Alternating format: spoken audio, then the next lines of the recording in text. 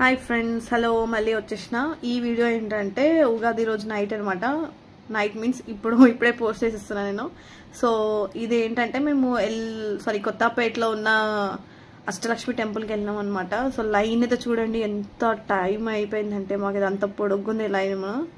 అంత టైం పట్టింది మాకు, లిటరలీ 40 minutes టైం పట్టింది.